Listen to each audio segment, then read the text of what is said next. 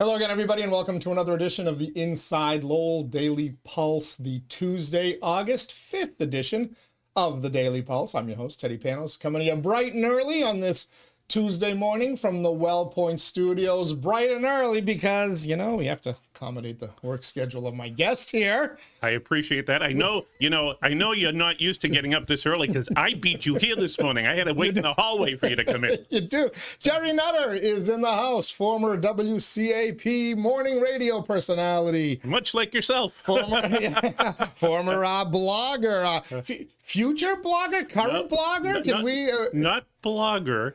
Contributor to Inside Lowell. Contributor to Inside Lowell. On Sundays. So is this, everybody said to me, is Gerry going to do this regularly? I said, I hope so. I think so. That is, the plan is to write a once-a-week column, Sunday Notes. Gerry's Sunday Notes, yep, which you started on your little curmudgeon. Yeah, a long time ago. Yeah. Yeah. And some folks would say, you know, you return to your curmudgeon roots in your in your last column on Sunday. Do you know who gets credit, by the way, for naming me the Lowell curmudgeon? No, who was that? Mike Gallagher. Mike Gallagher called you that? Yeah, the first time, remember I had Gerry Nutter's Lowell? Yes. And then Bernie was leaving, and I gave up blogging because I was appointed to the Election Commission. Oh, yes, and that's right. We were at a party for Bernie, going away party, and Mike Gallagher, you know, I told Mike I was shutting down the blog. He said, well, I'm going to miss you because, you know, you're a bit of a curmudgeon, and that's what we needed. So when I came back as a Lowell curmudgeon. So okay. Mike Gallagher gets the credit. All right, yeah, he dubbed me the voice of Lowell at one point, yeah. And it stuck, and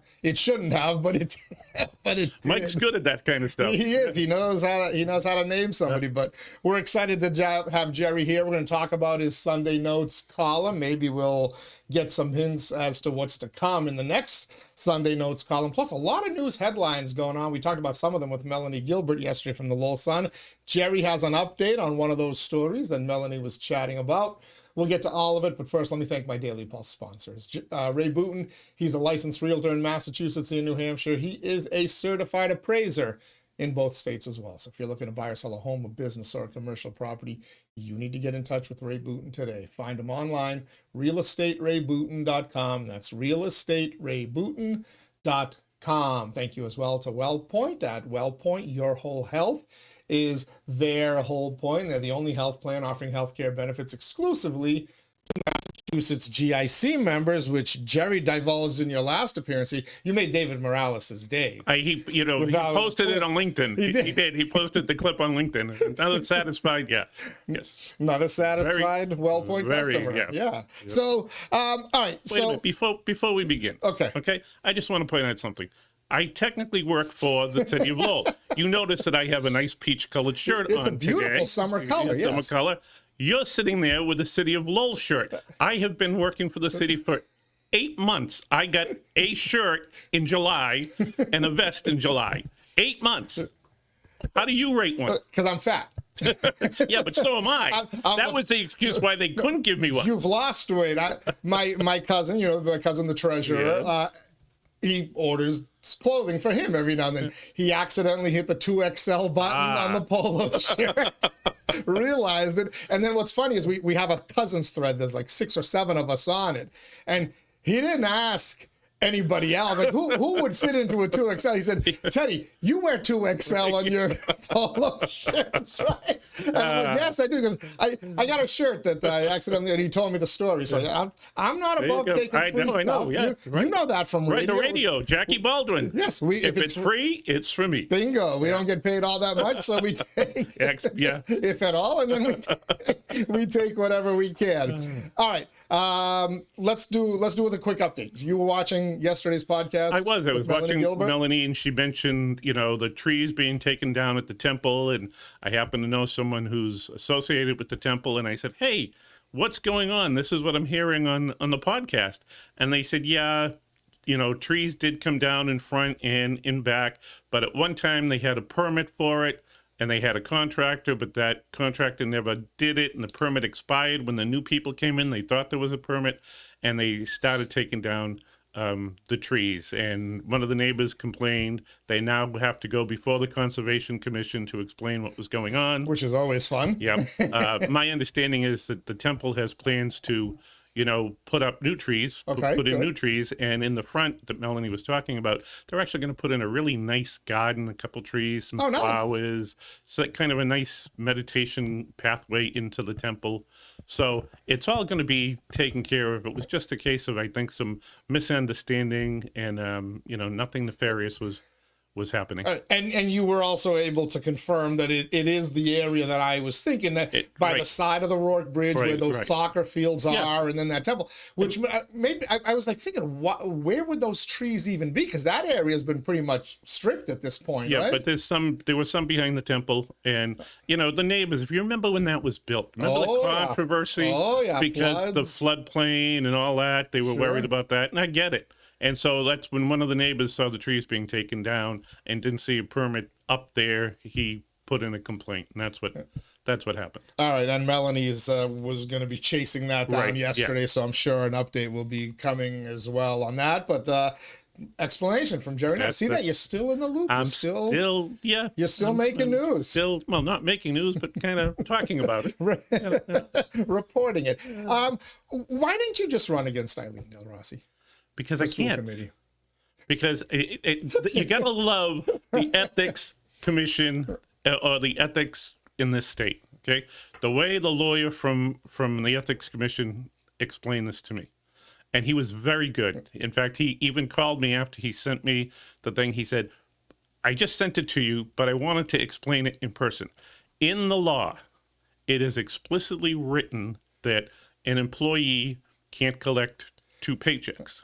But it also explicitly states this would not prevent anyone from running for city council. They would only be able to collect one of those. However, there is no specified exception for school committee. So therefore, if I ran for school committee, I would be in violation. So I couldn't accept the post. So you've written a column on this. We talked about it a little bit last time you were here in the WellPoint studios. But I just thought you couldn't accept the school committee stipend. And I'm like, well, why doesn't Gerry just kiss away? What is it, 25,000? No. School committee represents double the amount of people that the city council represents. They represent 26,000 people. The city council represents 13,000 people. They have 1 ward. School committee has 2 wards.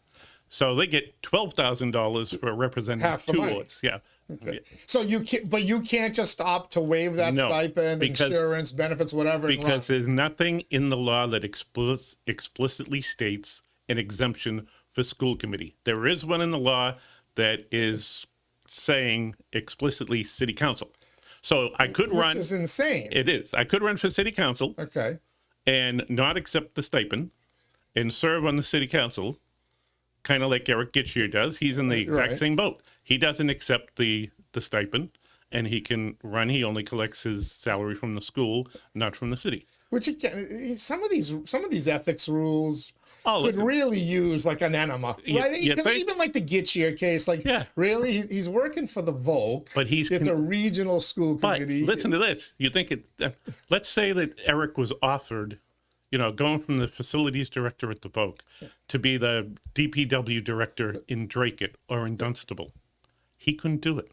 He can't take the job. No, because working at the Volk, he is considered an employee of Lowell, Dracut, Tingsboro, and Dunstable. So he's shut out of 4 towns. Right, shut out of 4 towns.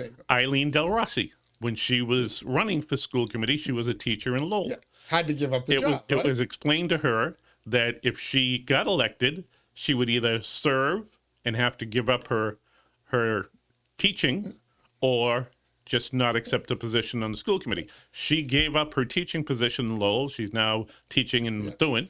Which, by the way, makes sense because school committee has direct supervision over schools, teachers, contracts, etc. But you're not really working for the schools, though. I mean, you're working for the Career Center. You're helping people find jobs. You're helping high school kids find jobs. Is that really so? All these other potential conflicts of interest. Lobbyists are allowed to run back and forth from Beacon Hill to City Halls to Capitol Hill in DC.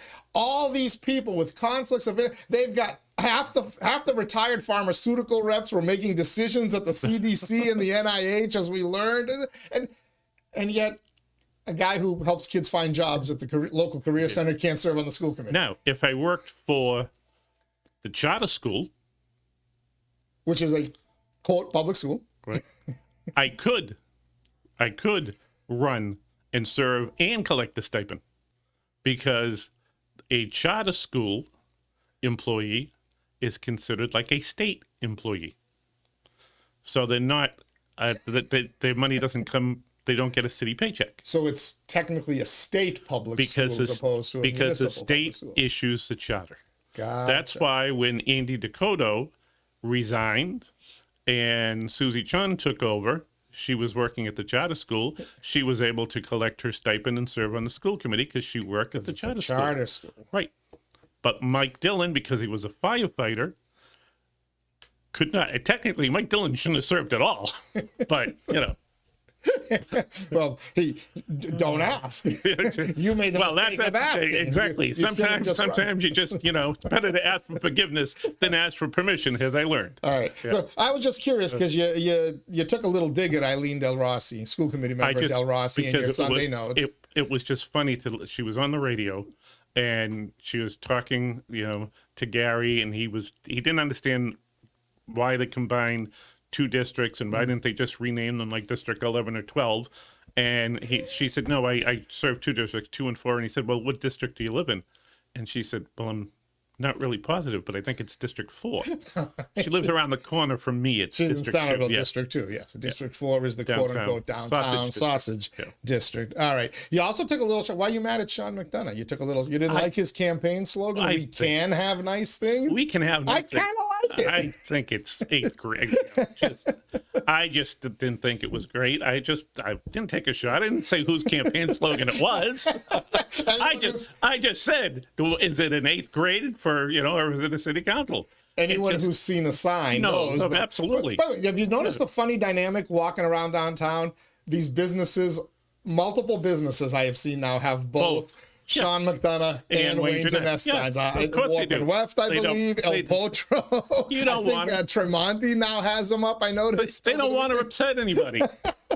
Doesn't that kind something that you and I don't care about? Doesn't that kind of defeat the purpose? No. You know, if you're gonna, by the way, as a business person, you shouldn't put up a sign. I agree. I've only done it for Diana DeZoglio. You have your campaign party at the Athenian. You can put your signs up for that day, and then they disappear. But you know, because if you put one, you almost have to put all up. But then, are you really endorsing somebody, especially when there's only 2 people in the race and they're? Hey, some businesses just don't want to make enemies. So I guess so. They just. So can I put a sign here? Sure, go ahead. You know, yeah. It happens. Anyway, by the way, didn't you have a sign supporting putting Lowell High School out? I did. Oh, that was it. So thank you for reminding me. There were only 2 things I've donated to: State Rep DeZoglio back in 2014, and the Collie pack in 2017. One worked out well, one not so well. But you don't see a lot of drama in the election. I don't. I really don't. Just from what I hear, you know, the buzz I hear around. I mean, maybe I'll be surprised. I'll be here election night to be surprised. Yes. Primary night. Can we tell everybody? Sure. Jerry Nutter will be headlining our campaign coverage, our election night coverage. You're gonna sit in the big chair, so I can go get numbers. Well, you're gonna start at 7. I'll start at 7, and I'll take it over at 8. Once the votes start coming in, you'll come in. We'll get you. I'll see who will have who can stick around. When I get out of work, see, Tuesday nights we work till 8 o'clock. Oh, that's your late night. Okay, that's I might have to drag it out a little bit. Oh no, or stick late. It's a short work right across the street. I can make it, no problem. I either have to give you a key or send somebody down to let you in. But we're excited. Jerry Nutter's not part of our election coverage. We'll have live show on Tuesday, September 9th, the preliminary election night. Of course, Tuesday, November 4th, we've got Jim Leary, former city councilor, John Leahy, former city councilor, coming in. We'll grab a few other folks to come on in, working on a few a few other surprises, Nice. but we'll have our results hopefully relatively quickly. It's only 3 Right. districts, and there shouldn't be that many mail-in ballots as they are in a state election. Yeah. So we should have a pretty good idea. We do have 3 preliminary races, though. District, let me get them 3. right. District 3. Yeah. We're going to put that one aside for a second.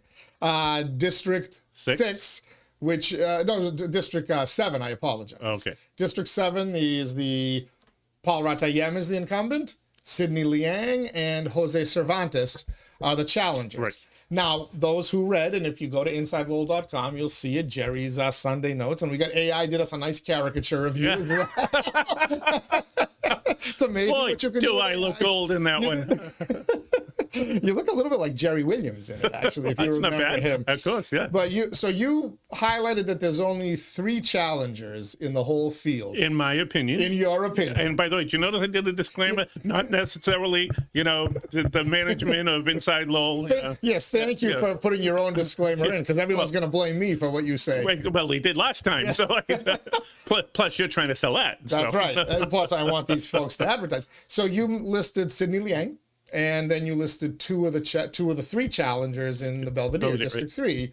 Oh God, Erin Gendron and Belinda Duran, drawing blanks here. But so you believe that come preliminary night, it'll be Paul Ratayem, Sidney Liang, Right. 1, 2 in some order. You're doing the exacta box Right. for all the Lowellians who are at Saratoga right now. And you think Jose lot of them are up Cervantes there. finishes out of the money. Out of the money. Yeah. Okay. Why do you think Lang has enough traction to get past I think he's Cervantes as the lead challenger? because I think he's more well known. He's got a lot of people from the community working for him. I just think the name recognition will get him past the preliminary. Is there some credence to the theory that you've got Paul Ratayem, the incumbent, Southeast Asian, Cambodian, Sidney Liang, Southeast Asian, Cambodian, that they perhaps split the vote enough that allows Jose Cervantes to maybe galvanize the Hispanic vote in that district and get up there? Is there enough Hispanic vote in any district to elect a Hispanic district candidate? The largest Hispanic, at least back a few years ago, the largest Hispanic population is in Lower Centerville. Centerville, yeah. Which should have been, in my opinion, because they were part of the lawsuit, one of the major minority districts, but they made them both in the, Acre and in Lower Highlands. So, no, they... In essence, ensuring that the Hispanic population has no easy road. But the Hispanic, to a counselor. As a couple of people who are very involved in the Hispanic community pointed out to me, they've never been able to galvanize the Hispanic community to come out in support of, a candidate or get behind any one candidate. It just hasn't worked out for them. They do have candidates this time around, which are, so we mentioned Jose Cervantes. Up in District 8, 2 challengers for John Dakota's seat, Francisco Maldonado, Marcos Candido. You didn't list either one of them as a candidate likely to win a seat. Why? Because I don't think he can beat Johnny up there. I mean, John Dakota's been up in the Highlands for a long time. He knows everybody out there. Team Mickey Ward, serving on the License Commission, working for the school department. John is just a well-known, Francisco Maldonado's a retired police officer, very well-spoken, has a career, has a permanent talk show host taking over on WCAP because he's been on there long enough co-hosting. Might be a nice future for Francisco because he does very well co-hosting. He's a DJ too, so he's got the gift. Very well spoken. Probably play some more relevant music than we hear now. But I just don't. I don't think Dakota's beatable, and the other gentleman, jumped in late, which is hard to do. And he's left of Elizabeth Warren. So if you heard the debate, it was like, whoa. Oh, yeah. I heard him on here. By the way, very, very smart kid. Oh, I call him a kid. He's very bright. A couple of years out of college, very intelligent. Worked in D.C. Very bright, very well spoken. I just think he's in the wrong Highlands neighborhood for his policy. If he was running in maybe the lower Highlands or wherever, upper Highlands, when I heard, row houses on Middlesex Street, Yeah, that's what I could hear the daily school neighborhood No, losing right, their exactly, mind. absolutely. No, it just wasn't gonna. Mary Burns wanted to put a single family house up there, Exactly. let alone a row Yeah, house. no, And, it's just like I said, very. The other thing I don't think a lot of the younger candidates or the more progressive candidates realize is look at the history of municipal elections in the city. They don't come out to vote. The younger leftist people, progressive people, the younger ones don't vote in city elections. They vote in, state and federal. But as you've said before, they don't come out. They realize that the money comes from the state and the feds, Sure. and they don't really respond in the municipal. yeah. And Bobby Tubielli tried like heck in both of his campaigns, Yeah. especially the first one. And if anyone was going to pull it off, I thought it would be I him. thought yeah. But he was unable to do it. So who do you think advances? So you think Dakota wins Dakota anyway, wins, November? but I think Maldonado gets through the. Yeah. So Maldonado gets past He Candido. yeah. Do you think Candido's strategy is a smart one, though? And I was kind of thinking this as I listened to him espouse, both on his webpage, but here in the interview, some very left-leaning policies. And I thought to myself, that's actually kind of smart, because he also said Maldonado, Dakota, they're the same camp, cut from the same cloth. He called them the establishment. He says Maldonado's the establishment. I'm the outsider. And I'm thinking, well, you know what? If you're a first timer, if you want to get past September 9th into November, because you can't win in November unless you finish top two on September 9th, tie those two together, make them the establishment, talk about Maldonado's decades in law enforcement as he's part of the city, he's part of the problem if you're going to be the anti-government candidate. And I said, this is actually kind of smart. Maybe I don't know if it works. Except they like we just said, they don't come out and vote in municipal elections, especially in the primary election. So is he setting himself up maybe to take a shot at a higher, race down the road? Although name recognition, right? It doesn't hurt to get out there. But again, are you gonna? Is the idea to get left of Tara Hong? Because that's left.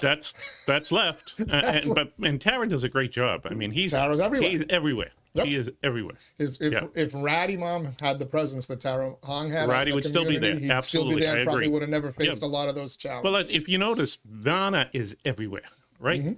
She didn't face any challenges. No.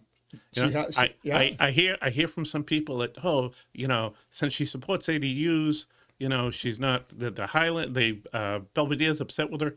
Nobody came out to run against her. They're not that upset with her. She's everywhere. She is always working, always working, always working. So, she may not be down on Beacon Hill as much, but man, she's everywhere. You're going to open a door in downtown Lowell for a new business. She's there. So, And she's out cleaning the streets. Every Friday. Yeah.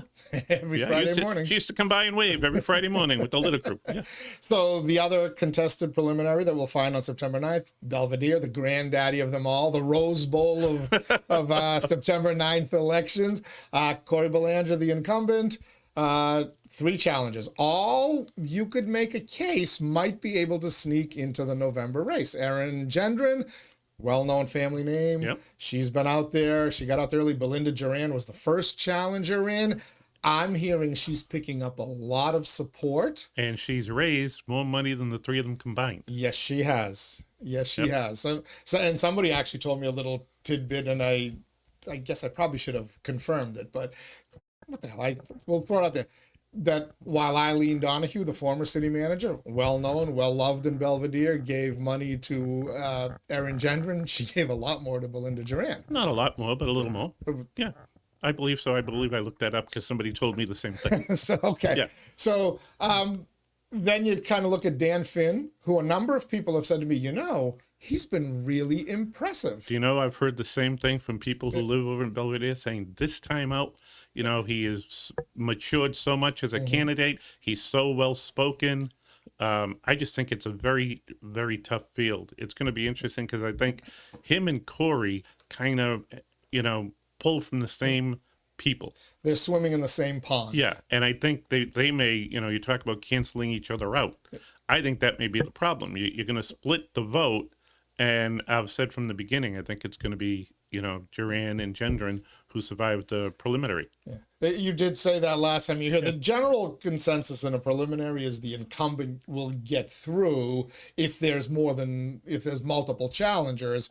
But you did highlight the dynamic that Dan Finn, a lot of the same people who I see supporting Dan Finn would normally support Cory Belanger, and probably vice versa, right? And the other issue is the way that Cory get back on the council.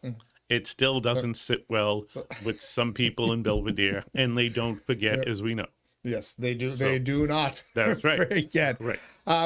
Who's winning the sign wars? Is that any indication? People texting me over the weekend saying Cory Belanger finally got his signs out. I get the and it's impressive. It's impressive. He's got a lot of them out. Yeah, I heard the same. I heard the same thing from different people, and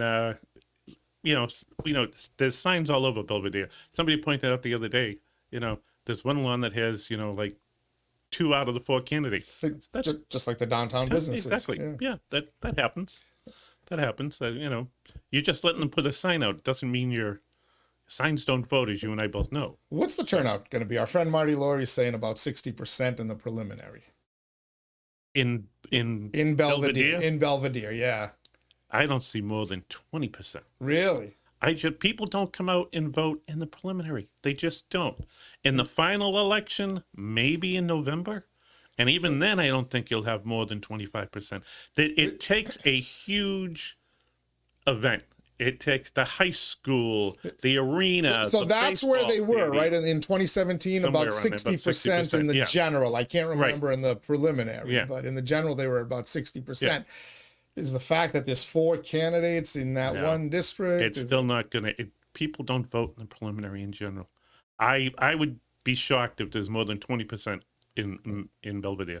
You also have the component. I think when we were doing those statistics back in 2017, we were simply looking at the Riley School, right, which is dead center Belvedere. But the district, as it's now drawn for the district seat, does include Lower Belvedere, what some folks might say the edge of downtown, High Street, Merrimack Street, that area there.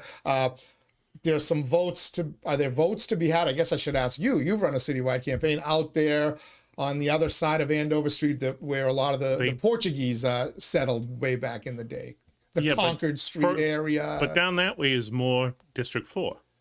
So, the Belvedere district, I think, ends at High Street. And so I don't know. I don't think there's a lot of votes to get out there. Not enough to push anybody. You got to get the people out to vote. So you think Duran and Gendron emerge from the preliminary? I think they do. Yeah. All right.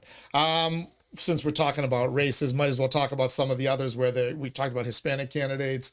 Sherry Barbosa, is she Hispanic or Portuguese?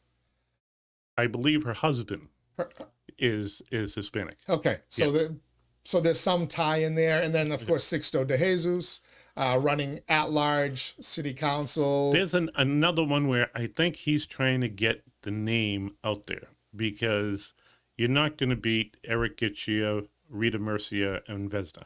You're not going to beat those 3, but to get your name out there, also. God forbid. What? What's the goal for next time out? In case somebody decides not to run, Eric hits the lottery and decides to become a full-time baseball coach, and he might become the Lowell baseball coach. He could, I think Zach will get that job before Eric. But there's an opening there, so he's positioned himself and he's got his name out there, and who knows, if he gets the name out there, right? He's also he just moved within less than a year ago into South Lowell. South Lowell, yes. So he could be setting himself up for a district run against Kim Scott. Why run this year and potentially lose? When you run citywide, you get your name out there much more, and then you run in a district race the following year. It's a lot of work, though, to put in. It's a lot of work just to get your name out for a future run, citywide. Right? But if you're interested in running, it's not bad strategy to get out there, because there's Emil Kaufman, who's also on the list, but you and I don't consider him a strong candidate, which is why I didn't even mention him. Yes, he's right. Exactly. Yeah, he's probably going to be in the 5th spot. I mean, Bertie Mallory, Mark Goldman, Freddie Doyle. We remember those. Emil Kaufman. Yeah. Who tops the ticket on the at-large? Eric. Followed by Rita, followed by Visna.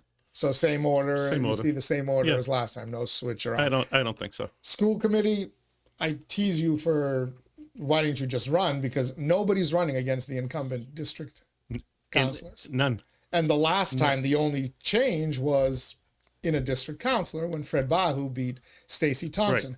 We did have a competitive race on the school committee at large side. You have 4 candidates. Connie Martin is seeking re-election. Yep. Danielle McFadden. Bob Hoey. And 𝐒𝐮𝐧𝐝𝐴𝐞𝐲 𝐍𝐮𝐭𝐞𝐲. All of them with established name recognition. Danielle, the first time candidate, but many folks have, and I'm not going to say this just because she's my friend, but many folks have told me she's going to drop the ticket. Bob Hoey, literally, I'm told, is running around at different candidate forums and events saying, vote for Danielle and then consider giving me your second vote, which is an incredible strategy. Yeah. And I teased Danielle she should probably pay him to be her campaign manager. But Bob Hoey's health issues. Is he going to keep his name on the ballot? Yes. He is going to keep his name? Have you spoken to him? I haven't spoken to him or his family, but just knowing Bob, having served with Bob, Bob's love for the school system. He's getting healthy. The last update from John McDonough was he's up and talking and wants to go home. The most important stuff. What the most He needs to get healthy, and but everything else falls into place. He's got August and September. Into October to get healthy and to get back out there. I don't see him withdrawing his name. So who emerges in that race? Do we see 2 new faces? Does Connie Martin get back in and then one of the new? Connie and Danielle. Or Danielle and Connie. Danielle topping the ticket and Connie. In one way, shape, or form. Right. What? I wish 𝐒𝐿 had run one-on-one in our District 2 against Eileen. But she said she likes Eileen. That's exactly what she told likes me. Eileen. I like Eileen. I'm not going to run now. Does that mean she doesn't like Connie? I don't know. But or Danielle. But maybe she hates them. Or not hate, dislike, or doesn't like as much. Doesn't know them as much as she seems to know Eileen, and so. But I think she would have had a better chance if she ran in our district. She's a very smart woman. She gave Rodney Elliott a heck of a race. Came within a whisker of being the state rep. She did, and I think if she works like that, she's going to finish third.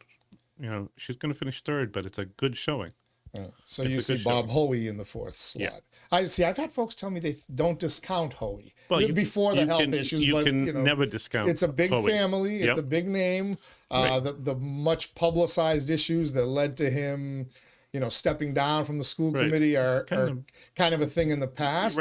And quite frankly, if I may defend Bob Hoey a little bit here, when you see some of the rhetoric going on out there after October 7th, 2023, Bob Hoey's not the anti-Semite. Exactly. Bob Hoey might have just said a word he shouldn't have used anymore, but I don't think that's in Bob Hoey's heart. No. I see anti-Semitism in some people's hearts. No, not at all. And you can never discount Bob, but I think the fact that he's just, I think his days it would be like me running again. If I had to run citywide, I didn't get elected last time I ran citywide. I don't think I'd get elected this time if I ran citywide. Somebody would remind everybody that I was in support of keeping the high school downtown. Yeah, but that could also. But the Samaras gets all the Samaras and Kennedy take all the heat. That's because you only stayed one term. So had you stuck around longer, we'd have blamed you as well. But it was funny when Bill was on the radio with me and people would call in about the high school. They'd go after him and leave me alone. And I encouraged that. Certain people were the faces of that. Samaras and Kennedy were. Because Bill was the mayor. We're chatting with Gerry Nutter, the former Lowell curmudgeon, former WCAP morning talk show host. Now, as he just told you, going to be a regular Sunday contributor to Inside Lowell, running a Sunday Notes column. And he'll be spearheading our election night coverage as well on September 9th in the preliminary and on November 4th. We transition to the high school. So we're going to talk about that high school. I'll tell you a funny story of someone I ran into over the weekend. First, let me thank all of our Daily Pulse sponsors, Ray Booten. Find them online, realestaterayBooten.com. Thank you as well to our friends at WellPoint. At WellPoint, your whole health is their whole point. Washington Savings Bank, banking that feels like home. Make the switch now to Washington Savings Bank. TMI Properties, quality and value at every price point. Find your perfect space with TMI. Mahoney Oil, providing warmth and protection to generations of families in Greater Lowell since 1925. The Greater Lowell Community Foundation, improving the quality of life through strategic, impactful philanthropy. Francis E. Preventer Insurance, the agency Greater Lowell is counted on to insure its most valuable assets since 1982. And by the Massachusetts Pirates, bringing all the hard-hitting action and excitement of arena football to the Mill City. Thank you to all of our sponsors for now. Still waiting to hear from the Pirates. Hopefully they announce that they are coming back and we can find some kind of marketing campaign that works, because it is a fun product for kids and it's pretty reasonably priced, and they're out there in the community a lot. I'd love to see the team, survive and thrive here in Lowell. I went to one game and the attendance was just horrific. Yeah, it was. They had a good crowd for their very first home game. I remember it well, but I also remember thinking it should have been more. It should have been more, and it's kind of gone very first home game. Think about all the tickets that we all gave away. Mm-hmm. I mean, they were really wanting to get people in to see the product and hope that it would catch on from that. A lot of people went to that first game and said, well, this is nice, but we have baseball during the summer, we have soccer during the summer, we have vacations during the summer. It's a tough time to try to... Yeah, we talked about that with Melanie Gilbert a little bit. Yes, there's just so much competition in the summer with summer activities that it's hard. Because my kids love it, but they between their sports and everything else, vacations, they can't find the time. All right, Lowell High School. Here we are. We now know the price tag, $40 million more than. But here's something interesting. Before. Do you know that the total price is roughly what a brand new high school would have cost us if they went with that option? So, you're paying. That's what they say. Yeah, you're paying the price for, and it may have gone up, but in the original numbers, that was what the high school was going to cost out in Belvedere. No, it was $350 million. The scare tactics told you $400 million, but we'll never know. Well, we won't. We will never know. We do know what this one costs. Well, here's something that I have not been a big fan of. Our OPM. I don't think Skanska has done a great job for the city. But when I was reading, this, and I don't pretend to know anything about architecture or engineering. I don't play one on the radio, but why putting a concrete slab down delays it for a year?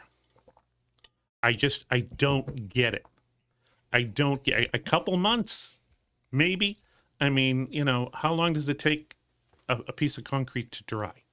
I think, I mean, these guys are either milking this or they screw it up in their original time frame, and now that they're making up for it.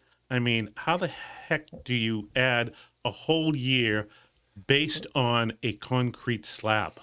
It makes no sense to me. Well, I think they would tell you timing because they have to delay that. They can't start the next building until that one is complete, and so on and so forth. The guy who has those answers, we think, Jim Dowd. Now, you have a story. I have invited Jim Dowd on here. And Jim, I'm going to invite you again. And now I know that you listen. You know who I am. Because I actually ran into him. He stopped in for dinner at the Athenian Corner. Open every day for lunch at 11 o'clock. Thank you very much for the gratuitous plug. But so I went up I let him finish his dinner. Did you actually give him a 20% cost adjustment? Well, what's funny is Batch was sitting at the bar and noticed it. He goes, you should cross out the total on his check and start increasing it a couple of times, which had I known him better, I might have done. He might have, he would have thought it was funny. Now I might just do it to you next time you come in, Jim. But I did go up. I introduced myself. Very nice. I'm like, Jim, I'd like to invite you to come on and, whenever. That'd be great now, but if and when all this is done, 'cause I said to him, it feels to me like you want to say something. And he just gave me kind of this nervous laugh.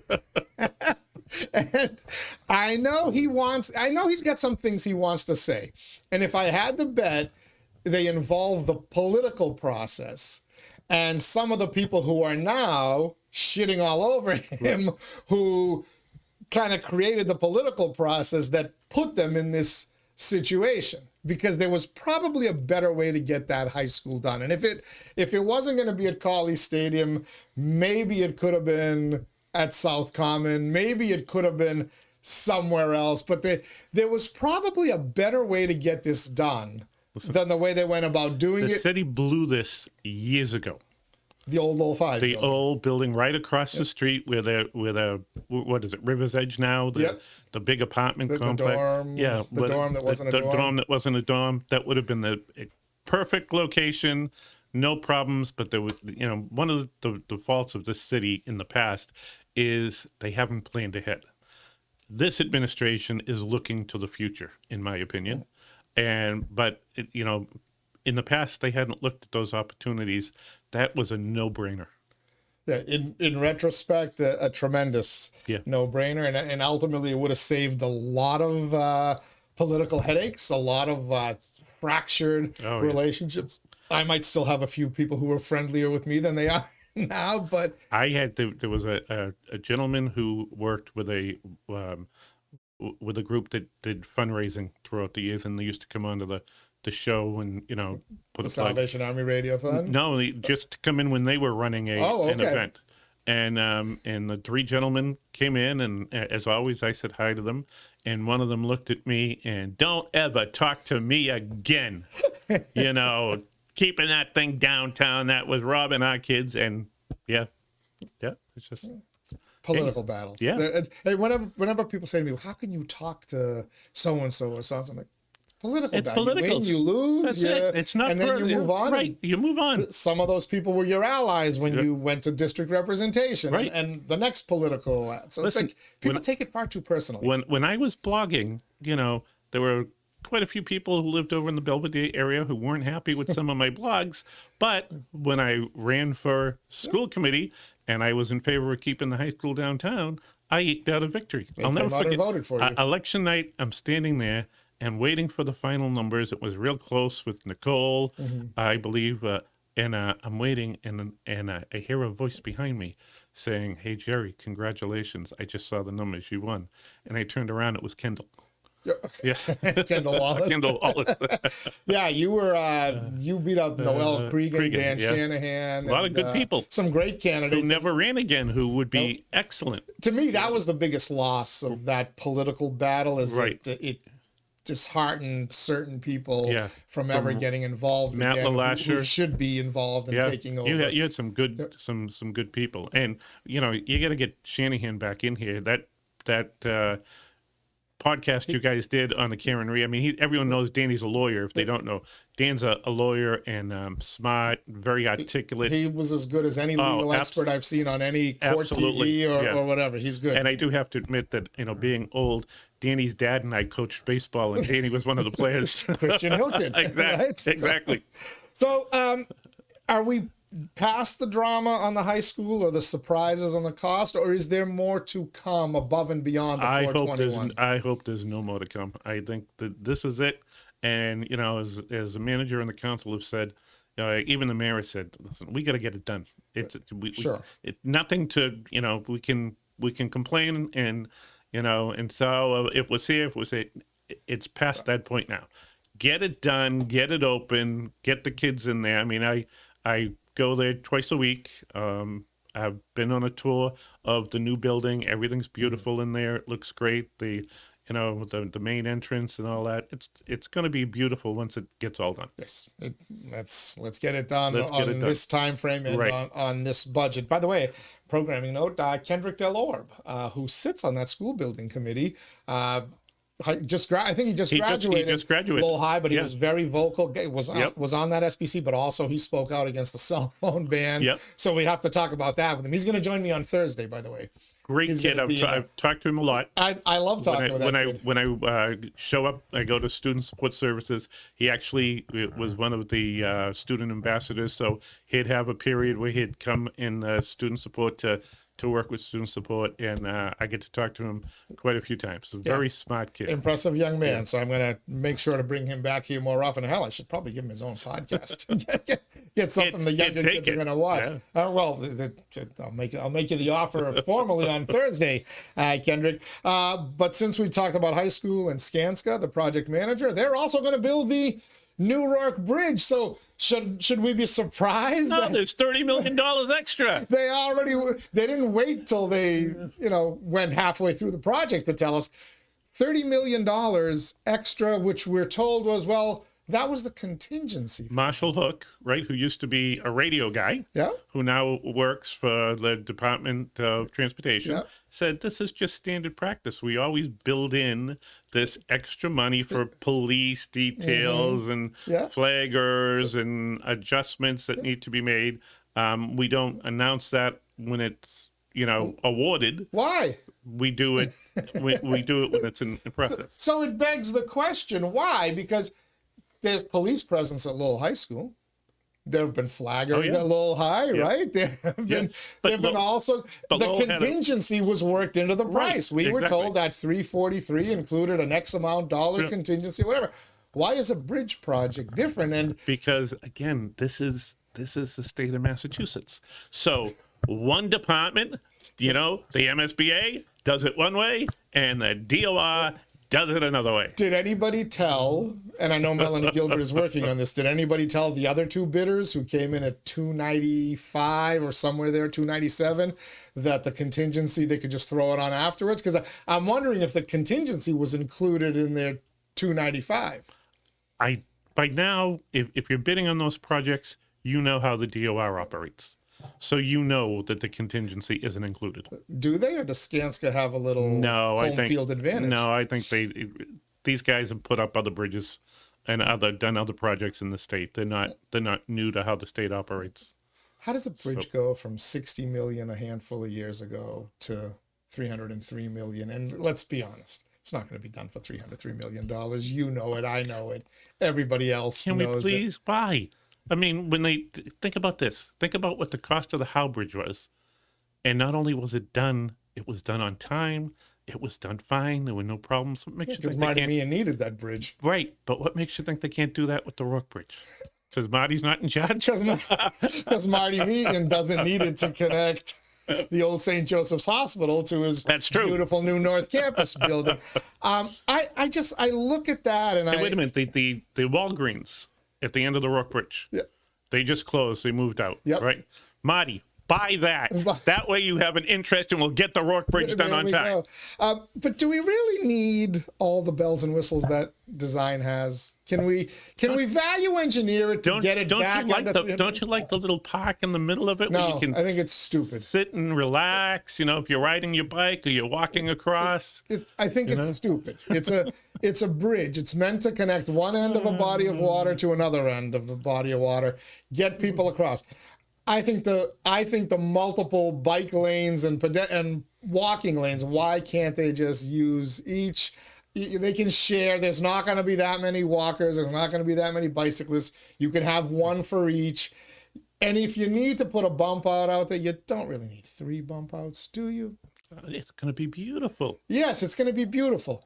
But it's a bridge. They built all these years. They built bridges just to get you across the Cox Bridge. Just get you across the Merrimack, the Aiken Street Bridge, the Willette Bridge, as they call it, the now Howe Bridge. The Howe Bridge has some nice walking areas, right?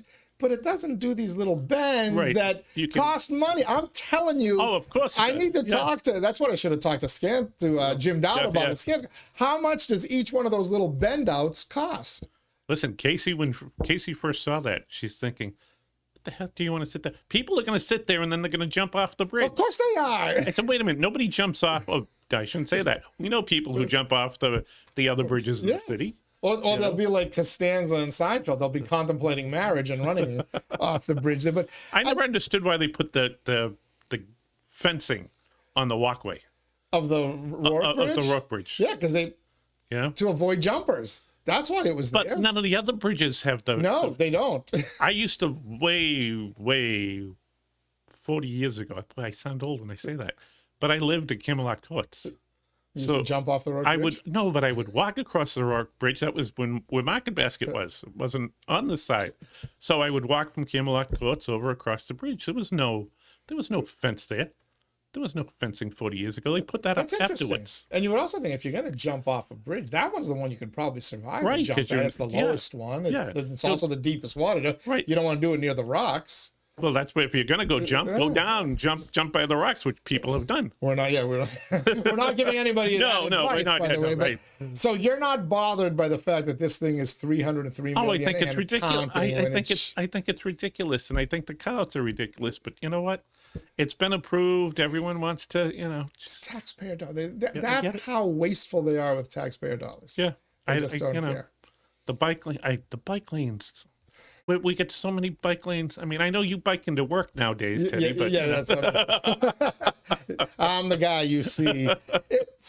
And again, I get it. You need to consider it. And personally, I think they should abolish that state law, the smart streets policy, Right. because I think it's just wasteful. And you can see what it's doing in cities like Boston and Cambridge. It's actually killing, parking, making parking worse, making businesses struggle and whatnot. But, whatever. I get it. But the bump outs are what drove me nuts. And I know we could at least cut 10 to 20 million off by getting rid of those bump outs. Probably. That's my theory. Jim Dowd, can you please confirm that? You feel free to comment on this podcast. All right. Sunday. Another Sunday Notes column coming on Sunday, April 10th? Absolutely. Do we know what we're going to... August 10th. August 10th. You don't have I to, say April you don't 10th? have to wait till April. Okay. August 10th. It'll be coming up this week. Do we? What's circling in that brain of yours? I'll do the update on the temple. I'll one of the interesting things is, as you know, the new fiscal year starts July 1st. Yes. What was one of the big things, one of the big combative things we heard between some of the city councilors and the superintendent of schools? The superintendent of schools, when he was looking for the additional $2 million, he mentioned that, they've signed off, they've questioned the maintenance of effort, and he was challenged by a couple of councilors to, if you don't agree with it, challenge it. Okay, be careful what you wish for, because the free cash may not get, it takes Lowell for whatever reason. It takes Lowell until usually late December, January. I've seen it as late as March to get their free cash certified. I think it's going to take longer this year, because if I'm on the school committee, the next time they meet, there better be a motion. There should be a motion to, have a finance subcommittee meeting on what the city's charging for maintenance of effort. You think somebody's going to ask to look at it more closely? I think, Jackie Doherty has nothing to lose anymore, right? She's not running. She's the one most likely to do it. She's the one who should put in a motion. Let's see what they're charging us. Let's go through. I was going to ask you off air, but I'll ask you now on air. When I do a column, can we post PDFs?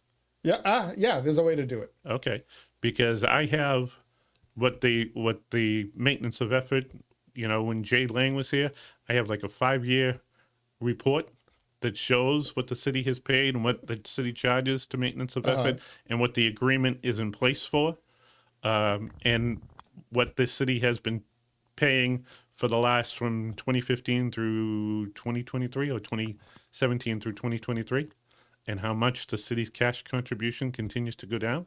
So I think they should charge. I mean, I've been having this fight even before I get on the school committee with maintenance of effort, and Connor Baldwin and I have had some great back and forth on-air discussions and off-air discussions on maintenance of effort, But I think this time when the superintendent was challenged by the councilors, I hope he takes them up on it. I hope they review everything with fine-tooth comb. How has that not been reviewed? I mean, I guess the state has to review it, right, and certify, because I keep hearing that the state has certified this, most of the time, so on and so forth. Most of the time, if the city and the school department sign off on it, right, the state rubber stamps it, because they say, okay, the school department didn't argue over anything. And the school has been signing off on it, right? Because, it's one of those things that most superintendents and most school committees in the past have not wanted to rock the boat. Well, that's what I'm wondering. I'm like, Joel Boyd strikes me as somebody who wouldn't mind rocking the boat. Hell, Salah Kelfawi would rock the boat as well. So what I brought in, this is a memo from Joel Boyd talking about the fact that we need to, and this is in 2022, we need to redo our maintenance of effort agreement. Okay, Joel, when I was on, I redid, with the help of Jimmy Hall and Billy Joe Turner, we redid the maintenance of effort agreement and proposed it to the city. And the opening line on that was the city would guarantee 30% of the required net school spending would be in cash. That killed the conversation. It was Eileen and Connor at the time who said, "Oh, we'll take a look, but we don't have time to get into this right now," and it went nowhere. It went nowhere. But even Joel, by the way, the other interesting thing is in this same memo, Joel talks about the fact that we need to get a combined facilities. Really? Yes. Joel Boyd was ahead of his time. And Joel had reached out to me. Joel and I kept in contact, even though I wasn't on, about the maintenance of effort and about the facilities need. Joel was great in working with a couple of councils, looking forward to what needed to be done. And then Joe left and everything just kind of, changes happen. We know that. All right. Well, looking forward to it on Sunday. Yeah. Gerry Nutter Sunday Notes. Sunday Notes, a regular part now of Inside Lowell. Yes. Now, Mr. Shaw and I will continue to do every other Saturday. Every other Saturday.